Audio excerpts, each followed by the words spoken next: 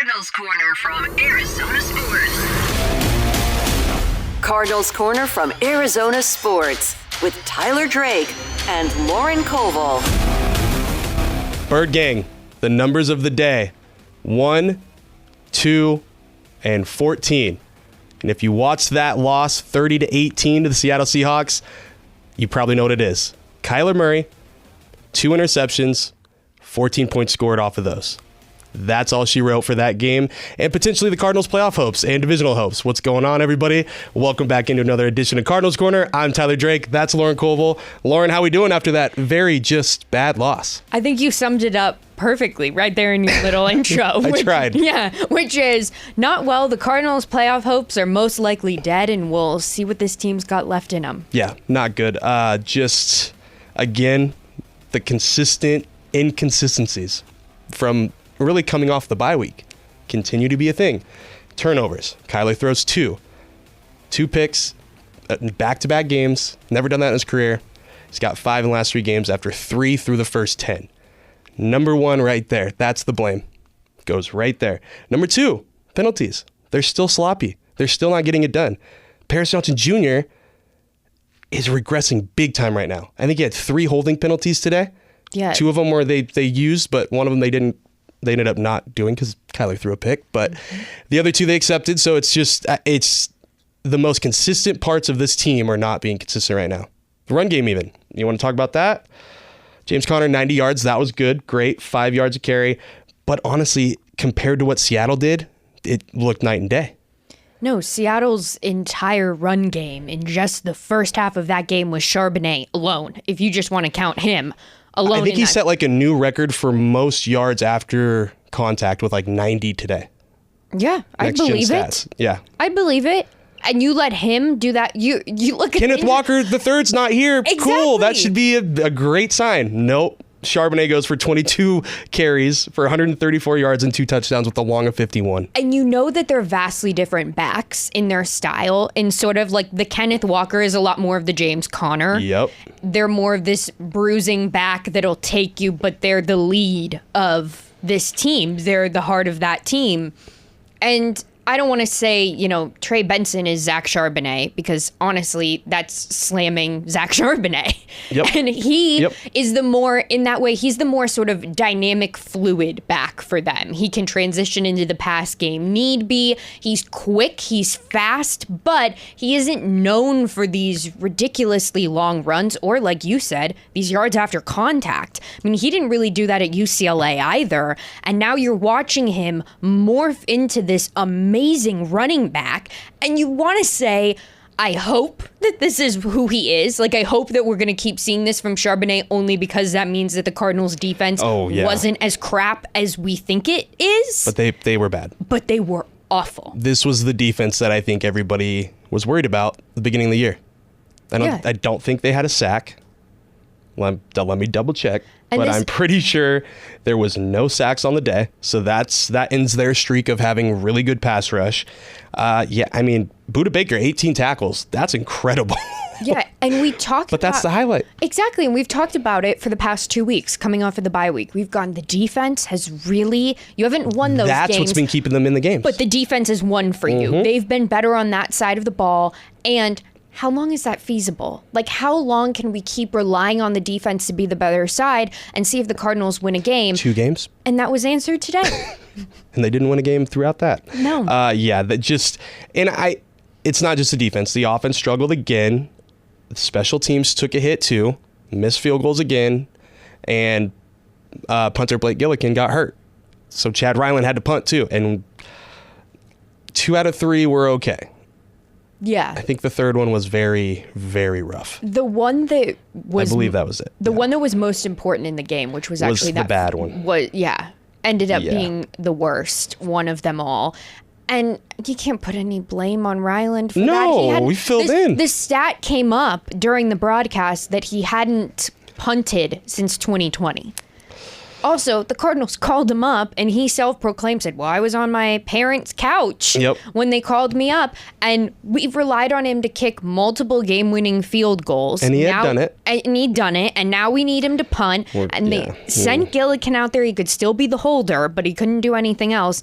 And you watched it hit that goalpost and go, yep, there it is. Yeah. That's the game. That was, I think by that point, everybody kind of felt like the game was over. Yeah. That was just twist the knife. The cherry on top. They're done. Yeah. Not good. Show up, put up or shut up time. Cardinals got shut up. I don't want to say they got, I don't want to say they shut up. They got shut up. Yes. Because they did not look like the more desperate team in this game. Which seems to be a consistent thing with the Cardinals. But they used to be so good at bouncing back after games. Yeah. Okay. We might be, Jonathan Gannon, I know momentum is something he doesn't like to talk about. Bye week. This is going to be something that we talk about next year too. Because what are they going to do after the bye week? What's going to be the thing after the bye week? Are they going to fall off again after the bye week? How's it all going to... This is going to be a consistent thing now moving forward. And the bye week, the issues that they've had coming off of the bye week are not things like the other teams have figured them out. You know, no, they are shooting themselves in the foot. Exactly. It's not like, wow, okay, we figured out how to stop James Conner. Or, wow, we figured out that if we create a ton of pressure for Kyler Murray, like, he will fall under that pressure. Which he's struggling under pressure now. Which he is. Really but bad. It doesn't feel like the other issues happening on this team are what's shooting them in the foot. The penalties, they come in being the least penalized team in the league coming into the bye week, and now suddenly you're getting penalties on players that shouldn't be getting be. So much so that at certain points in the game they're calling out numbers, you know, holding on blah blah blah, and I'm like, hey, I think I know what number that is. You said 70? Are you sure? Are you sure it was 70? And then you watch the replay because you're 70. Like, was it really you? Yeah. Mm-hmm. Yeah, not good. And ball security, once again, Kyler's interceptions today ugly. Were awful. Mm-hmm. Awful. You can't write those off as like, oh, the coverage was a little iffy for him, or wow, he had a ton of pressure in the pocket. He just threw those straight to the Seahawks. Yep. Yeah, the Zay. He did not lead him. He was so behind on Zay Jones on that one. Oh my goodness. Yeah. And you got to give it to Kyler though. He did come in post game and said, "Yep, that's on me. I feel like I let the team down," and I think everybody would agree. Yeah. I think everybody does agree. I think the defense could have been better against the run, 100%. Third down, get them off the field, but it starts with Kyler. And that's what a franchise quarterback is. It always starts with Kyler. You know, you draft him number 1 overall and you want him to be the leader, and he's not the leader of this team, and he knows he's not the leader of this team. James Conner is the leader of this team, and he's like, yeah, I'm quiet, but I lead in my own way. You know, I find my own role. And when they're winning, that's fine. That's okay. And now you're losing, and you're losing bad, and you don't see a leader out there on the field for them in Kyler Murray. And people I feel like there's nobody in the middle on Kyler, and there never has been. No. Like Cardinals fans, there's no middle ground for him. You love him or you hate him. There is no middle ground. And you find fuel for either side of them. Yep. And the Kyler that has been out on the field since the bye week has been one that is just giving more and more fuel to those haters. Yep. 100%. 100% there, especially given the importance of this stretch right now.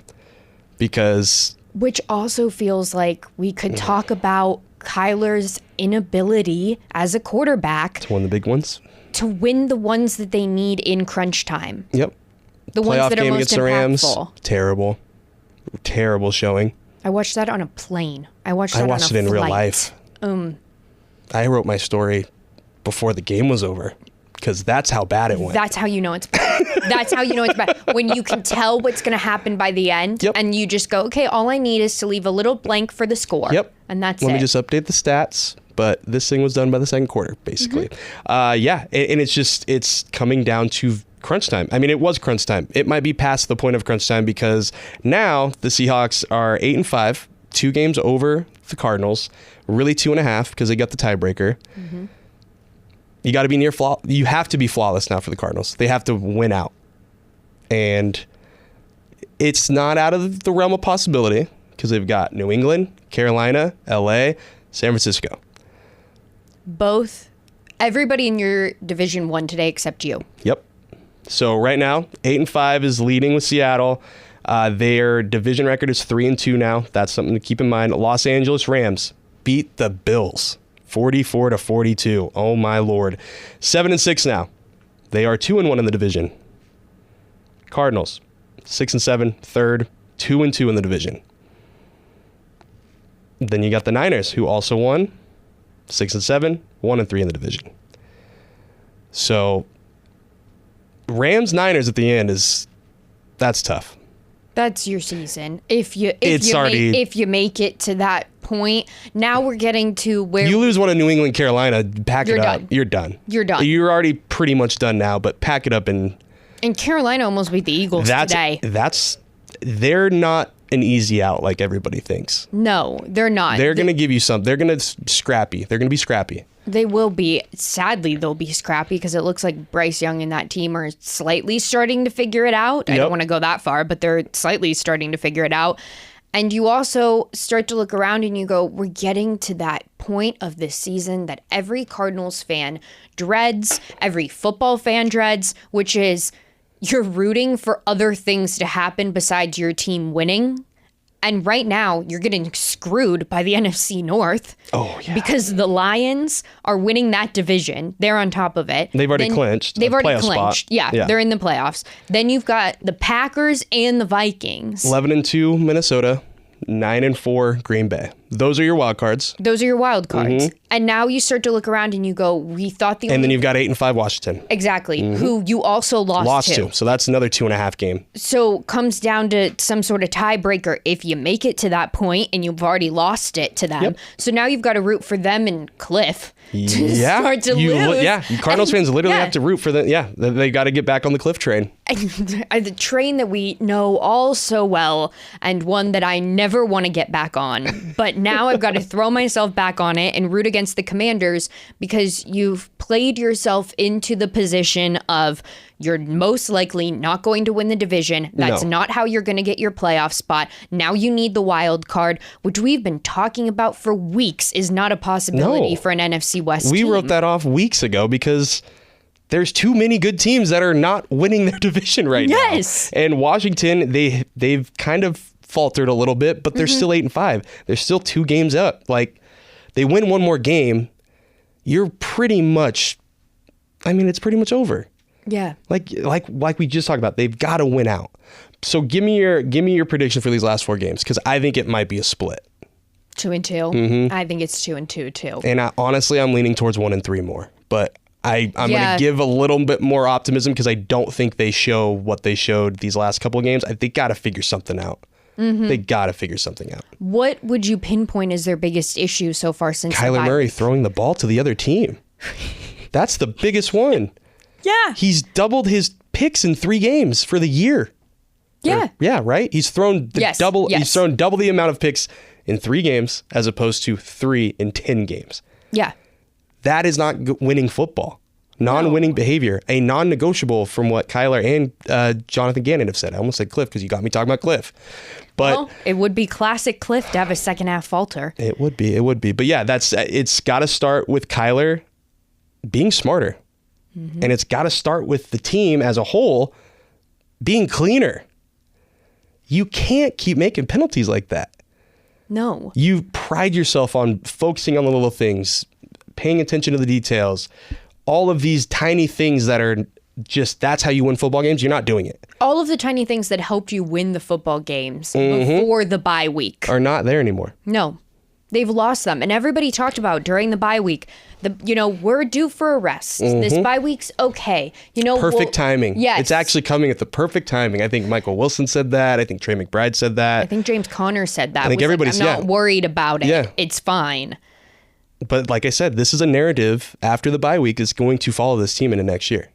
And looking ahead to the last 4 games of this season, 2-2 completely feasible. But it's not getting you into the playoffs. But it's not getting you into the playoffs. And I think the 2 that you could lose are both 2 teams in your division. Mm-hmm. I wouldn't be surprised. The Rams look like they've figured The Rams, it I all think, out. are winning the division. That's who I'm picking as the winners. You think the Rams beat the Seahawks to win the division? Yeah. Okay. I think I've felt like that for weeks, but now I think it's fine. Like them beating the Bills, that's a quality win right there. Mm-hmm. So I'm going to go with the Rams for the division winner right now. Okay. Are you still going Seahawks? I don't know. I was going to go with the Seahawks simply because they have the upper hand in the division, and it looks like Geno is being the game manager, if you want to say that we all want Kyler Murray to be. Yeah. Like, he converted in this game today when they needed him to the most. On long third downs, on short third downs, when they needed to get into the end zone and put up the most points possible, he found a way to do it. Yep. And that's what we started to look at Kyler to do, and he couldn't do that at all this game. Yep. And then you sit back and you go, why is Geno Smith the better quarterback? 5-0 against Kyler as a Seahawk. Why? Why? Why? Why? Like, I'm so outraged at that statistic. Like, why is that a thing? It's weird. Geno, who was a notorious backup and has sort of found his way to various different teams around the league, and now has found an odd sticking spot with Seattle. Mm-hmm. Why is he better than your number one drafted QB? I know you don't have the answers, but like, this is what plagues me. Yeah, no, and that's what I think you are going down the line of. You either love him or you hate him, because those are the kind of arguments you can make. The dude can go from MVP candidate to, what are you doing? In the span of weeks. Yeah. And it's just, there's not really a lot of good feelings right now for the Cardinals. No. And the Patriots at home is kind of the perfect game to rebound. But it's also the perfect game to lose and prove that you were the team we were worried at the beginning of the season you would be. Mm-hmm. Yep. That easy, the easy layups that I think we all kind of saw when we were predicting at the beginning of the season, they're not. Those aren't anything anymore. Those are those are contested threes. No, and I had, when we did our preseason run through of their schedule, I had the Cardinals at 7 wins. I think I had it 8. Right before the bye week, I went, this is where they go on a run. I am going to get blown out. Like, my win projection is nowhere near true. This team has really got something special. They figured it out. I let, like, the true Cardinals fan in me, who has, like, seen this happen so many times, like, she was gone. Like, she was out the window. W. And that 7th win has been the one that they can't find. And now I'm going, God, I thought they'd win 7, and they're exactly the team I thought they'd be.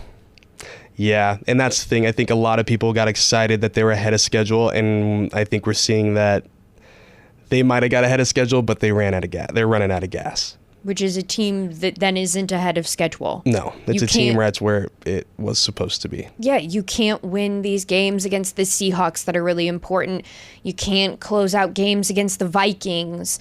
You know, you start to look around at how they've even lost these games. And if you even want to go to when they were winning, you start to look at the games they were winning with a slightly different, tint lens? to them. Yeah, exactly. Yeah. You go, okay, you won that Dolphins game, but it took a field goal. And are the Dolphins any good? I don't really know. No. And they brought up, and I do not remember the exact statistic, and I'm sorry, but ballparking it was the games that the Cardinals have lost, their opponents' records are roughly like 50-16. Let's see. Bills over 500. Lions over 500. Commanders over 500. Packers over 500. Seahawks over 500. Vikings over 500. Seahawks over 500. Their wins, Rams now over 500. Niners not over 500. Chargers, I think they're over 500.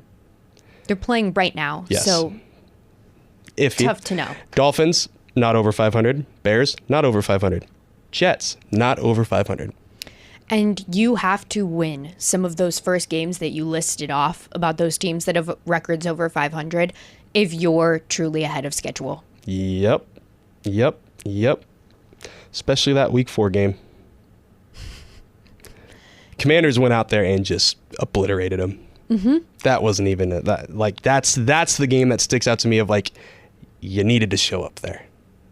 To me, But also the two Seahawks games, like yeah, I mean, the Seahawks game today, that's crunch time. You know what's on the line. You know that we've been teasing it up all week. This is the game that if you lose, you're out of the playoffs. Yeah. If you win, you find yourself back in the hunt. You look back at, we used the Bills game a few times as sort of this parameter of, they're not as bad as we thought they might be, but they're not as good as we also thought they might be. And you look back at that game now and you go, wow, we were grasping at straws. Yep. That 34-28 loss, and then you flip it around to a 41-10 win over the Rams. It's such a weird. It's the NFL, like everybody says, week to week, but it's literally been 3 weeks of just about the same thing. And it's Jonathan Gannon, as always, puts the blame on himself, says they've got to figure things out. He's got to find answers. The answers are you got to execute better. The answer is you got to put players in a better position. The answers are you can't let Kyler just throw the ball away. The answer is you have to put points on the board in the form of touchdowns. You can't leave it up to your field goal kicker. That also being said, heading into this season, we looked at their offense and we went, you've got James Conner, you got Kyler Murray, you got Michael Wilson, you got Marvin Harrison Jr., you got Trey McBride. You know, I could keep listing them all off. It doesn't matter. But you got all those weapons. And somehow we have an offense that can't score. Can't find the end zone. Yeah. Yep. Yeah. And that's not a recipe for success. No. So, real quick, give me your one thing that has to change against New England. Just one. I mean, like, I guess the number one of it all is you can't throw the ball away to the other team. So Kyler, and you can't throw the ball away, and then it ends up still being a pick too. That's also a problem. That's also important. Jonathan Gannon did clarify when he came on to the Burns and Gambo show for his interview last week that Kyler was trying to throw the ball away when he threw it to Murphy. Yeah. But at that point, like, that doesn't matter. Like, you still threw it away. I wouldn't have said that. No, I would not have said that. He's trying to throw the ball away, but instead he chucked it like 25 yards downfield. Yeah. It still landed inbounds, and his former teammate caught it. Yeah. No. I'm probably not saying anything there. No. So, yeah, my main takeaway is Kyler, everybody needs to protect the ball better. Yep. No turnovers. Yeah. Yep. And I think for me, no turnovers. The next big thing, not saying no penalties. Lighten it up. You can't go from having like 14 penalties across your 4-game win streak to, I think they're probably at 20 now. Mm-hmm. That just can't, over the last 3 games, like that can't happen. Also because the penalties continue to come in situations. Worst like times. The Paris Johnson holding one, where they convert on that 4th down, and then you bring it all the way back, and now you have no shot of getting into the end zone. Yep.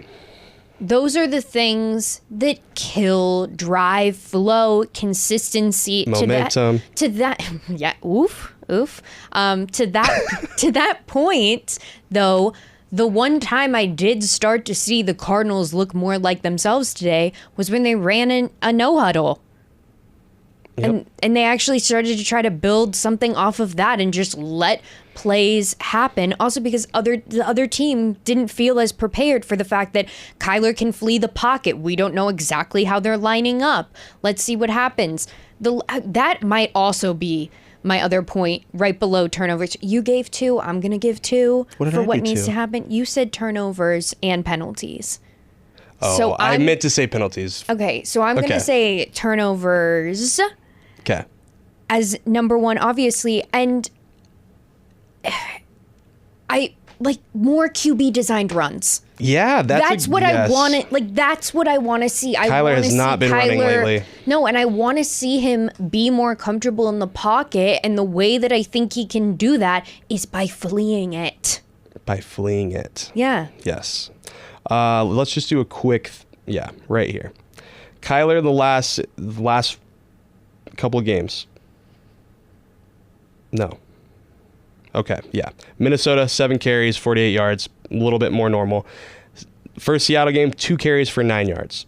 Their win against the Jets, 3 carries for 21. He had 2 touchdowns, though. Chicago, 2 carries for 6 yards. Like, it's not not how it usually is. And so I agree. I think that's got to change too. It's got to be more designed. It's got to just make him more of a threat, because right now he's really not being that. No, because the only time he's, quote, being a threat is when he's fleeing the pocket so he doesn't get sacked. Yep. It's not set up for him to actually leave the pocket and run the ball. Yep. All right. Well, I think we've covered that. I'm just going to call it a dumpster fire of a game. Yeah. Because that's what it was. Fair. So, yeah, 30-18. Cardinals fall in a very critical divisional playoff hopeful matchup against the Seahawks. Not great at all, but there still is a season to go. 4 games left. Can they pull it off? Go 4-0 and make it really interesting at the end? We're not sure there, but follow along. Follow the show at AZ Cards Corner. Follow me along at T Drake for Sports. Follow Lauren at Colville_Lauren. We'll continue to bring you the latest round of the Cardinals as the weeks continue to roll on. And as always, be sure to keep it locked on the Arizona Sports app, 98.7 and ArizonaSports.com, as we'll bring you everything around the Valley, especially the Arizona State Sun Devils. Shout out to those guys. Big 12 champions. Head into the CFP. See if they can get it done there. But until then, we will talk to you guys next time. Have a good night and try to get over this loss.